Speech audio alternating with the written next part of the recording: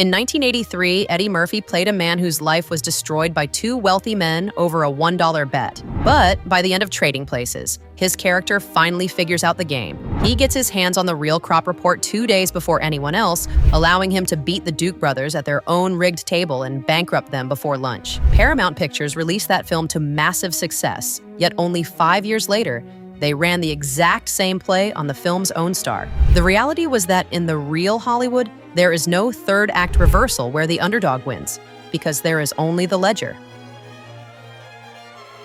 In 1983, Eddie Murphy was 22 years old and worth exactly $350,000 to Paramount, which was his flat fee for Trading Places. That film cost $15 million to produce and earned $120 million worldwide, and the massive gap between what he generated and what he actually took home was not lost on him. By 1988, Murphy had become the industry's most reliable draw.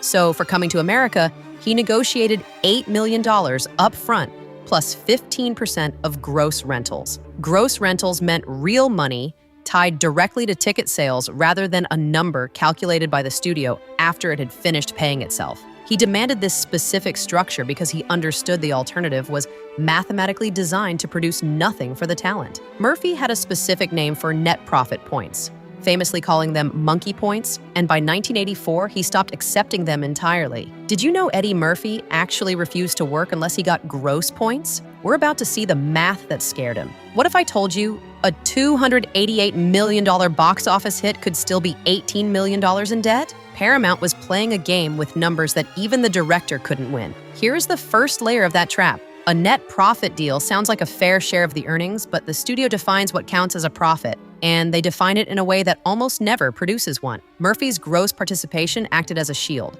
but most people working at Paramount in 1988 did not have that same protection. Art Buchwald certainly did not have it. In 1982, the Washington Post satirist developed a treatment called It's a Crude, Crude World and optioned it to Paramount, telling the story of an African ruler who travels to America in search of a bride. Buchwald's deal was a standard boilerplate contract that offered a fixed fee plus 19% of net profits if a film was produced based on his work.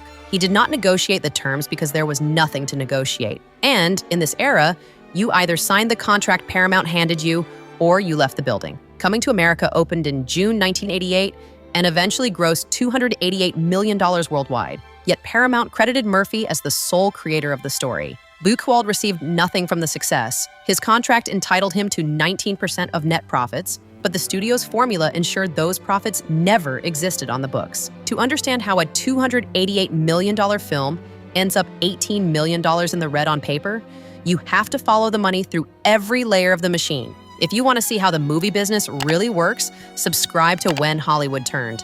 We follow the money so you don't have to.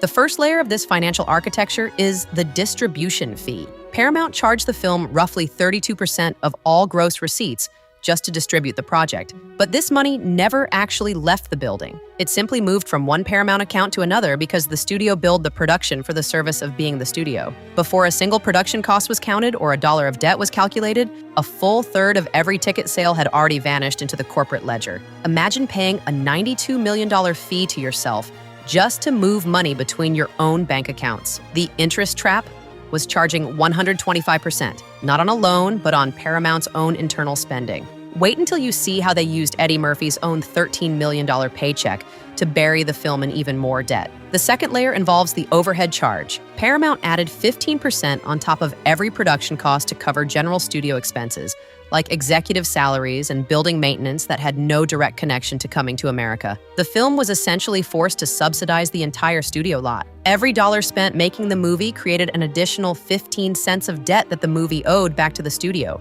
ensuring the finish line moved further away with every day of filming. The third layer is the interest trap. Paramount charged interest at 125% of the prime rate on money already spent during the production process. This is not interest on borrowed money in any conventional sense, but rather a self-compounding charge the studio placed on its own internal spending. As the film earns revenue in the real world, the interest grows in the dark.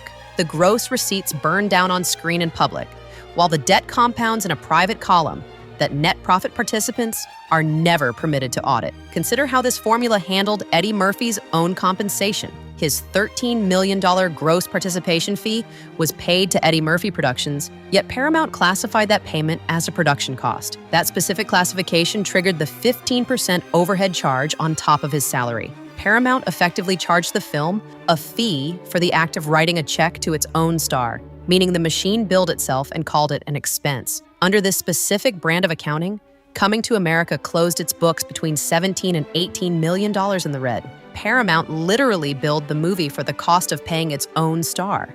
It's the ultimate double dip. The judge didn't just rule against them, he used a word so rare in contract law, it almost destroyed Hollywood accounting forever. If the director of a $288 million hit isn't getting paid, who is? We're about to look at the sworn testimony. Art Buchwald filed his suit in 1988, and the resulting trial was split into two distinct phases. Phase 1 established that the movie was indeed based on Buchwald's treatment after the court found that Paramount had access to his material, and the similarity was substantial. Phase 2 is where the accounting itself went on trial. Judge Harvey Schneider reviewed the net profit formula line by line and eventually labeled it oppressive, unreasonable, and unconscionable. That last word carries immense legal weight because a contract term is only unconscionable when it is so one-sided that it shocks the conscience of the court. Such language almost never appears in a ruling on a commercial contract. John Landis directed the film and later admitted that he was a net profit participant who never saw a single cent from a movie that grossed $288 million. The man who directed the entire picture sat in the same contractual position as the man whose idea the story was built on. On screen, Coming to America showed a palace and a prince who controlled a kingdom. But off the ledger, the studio controlled everything and shared nothing. This was not an isolated case in the industry. Winston Groom wrote Forrest Gump, which grossed $678 million, only to be told by the studio that the film was a net loss. Peter Jackson directed a trilogy that generated billions for New Line Cinema and eventually sued because his net profit participation never produced a single payment. The net profit formula is not a quirk of one bad deal, but rather the operating architecture of the entire film industry. Buchwald was eventually awarded $900,000 in a settlement, but after 3 years of litigation and $200,000 in legal costs, his net recovery was only about $150,000. Paramount spent nearly $3 million defending the system, and that arithmetic tells you exactly who the system was built to protect. Paramount spent $3 million in legal fees to avoid paying a $900,000 settlement. They weren't protecting money, they were protecting the machine. Why did the studio demand the ruling be erased from history? Because if it stood, every actor in Hollywood could have sued. This isn't just a 1980s story. This is the exact reason actors went on strike in 2023. The settlement came with a very specific condition. As part of the agreement, the unconscionability ruling was vacated and formally removed from the legal record. Paramount did not simply pay Buchwald to make him go away, but rather paid him to ensure the court's finding against their formula could never be cited as a legal precedent. The architecture survived the challenge completely intact. Studios absorbed the case as a simple line item, adjusted the most exposed language in their contracts, and continued issuing the same boilerplate deals to writers and producers across the industry. The formula was never dismantled. It was merely refined. What followed this era was not a period of reform, but a period of migration. When the industry moved into the streaming era, the net profit structure did not disappear, but instead evolved into something even harder to challenge. Netflix does not report per-title profitability to the public, and Disney now bundles revenue across multiple platforms in ways that no individual contract can independently audit. The mechanism is identical to what Buchwald faced decades ago.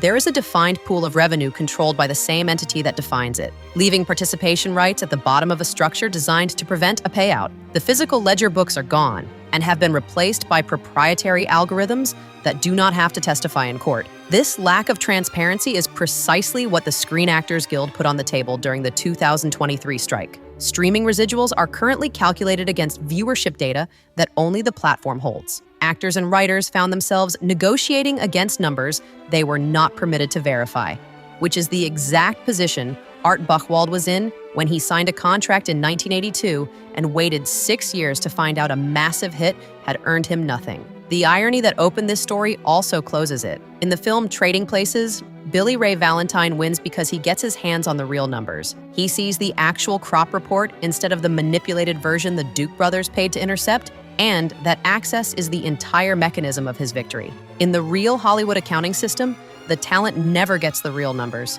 They didn't get them in 1988. They didn't get them after the Buchwald ruling, and they don't get them in the streaming era. The ledger is always held by the same party, and that party alone decides what the numbers show. Buchwald spent 3 years and more than $200,000 to prove that a $288 million film lost money on paper. The court agreed that the formula was unconscionable, yet that same formula is still in use today. Judges labeled the system unconscionable, yet for Hollywood, it was simply the cost of doing business. While modern algorithms have replaced the old ledger books, the underlying math remains the same. The ledger is still held by the same party. The game hasn't changed, it's just gone digital. The next time you see a box office hit, ask yourself who actually kept the money. If you value these forensic looks into industry power, subscribe to When Hollywood Turned and share this investigation with someone who follows the numbers.